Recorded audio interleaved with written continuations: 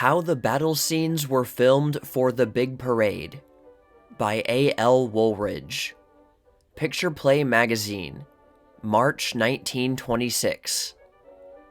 Travelers in the vicinity of Fort Sam Houston, Texas, may be amazed to find themselves tramping over what appears to be another no man's land.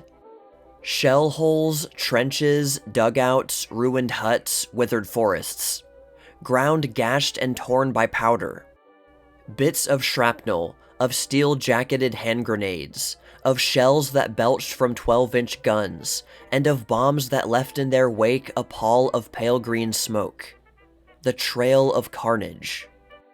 It sounds repulsive, but if any old-timer is present, the amazement of the travelers probably will turn to a chuckle or a broad-faced grin when they are informed that here were filmed the battle scenes of the Big Parade, the best bet of Metro-Goldwyn-Mayer for 1925.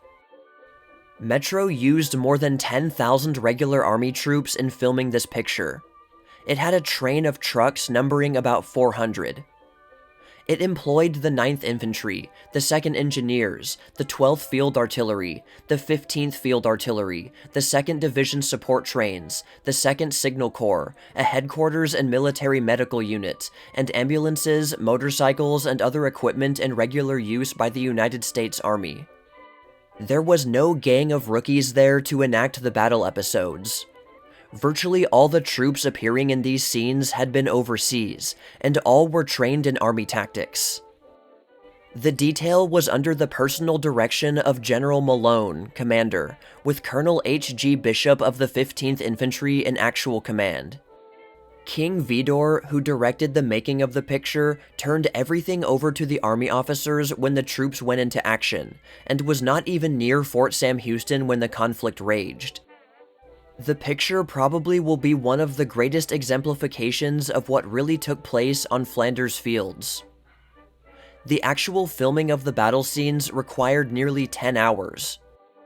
Beneath the full glare of a Texas sun, Colonel Bishop stationed himself along the main battery of cameras on a high hill just outside of the fort.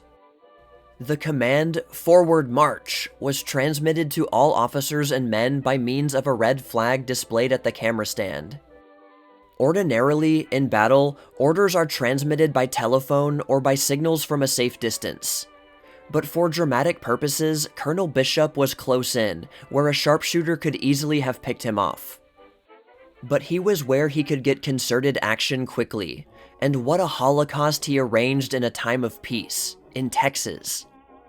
12-inch guns, 6-inch guns, and machine guns, belching an invitation to death. Signal Corps, Medical Corps, and engineers in rhythmical action. Supply trains, ambulances, and motor trucks moving hurriedly forward. Smoke bombs, whining shells, and exploding mines sending forth clouds of swirling smoke.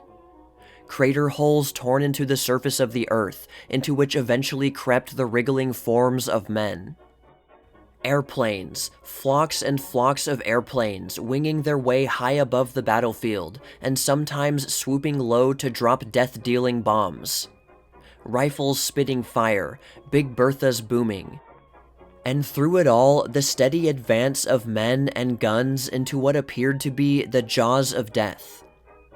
To make realistic the effect of bursting shells, professional powder men planted mines which, as they exploded, sent showers of dirt upon the soldiers. The big guns seen in action had been used on the German front in France. The 400 trucks which hauled the human targets to the film trenches had also done their part in the real war. Some were battle-scarred, some had been pierced by bullets. Some had not been in use since their motors were killed over there. The ambulances, too, were veterans of the war. The buildings raked by shell fire and blown up, as seen in the picture, were constructed on the Metro lot in Culver City, where materials were more readily available. There, too, the comedy scenes were made, and some of the shell hole close-ups. Only the fearfully realistic battle was filmed in Texas. Of course, all the tricks of the trade were employed to safeguard the soldiers from injury during the mimic battle. The shells from the big guns were not murderous, and the mines were exploded when no man was over them or near enough to be hurt.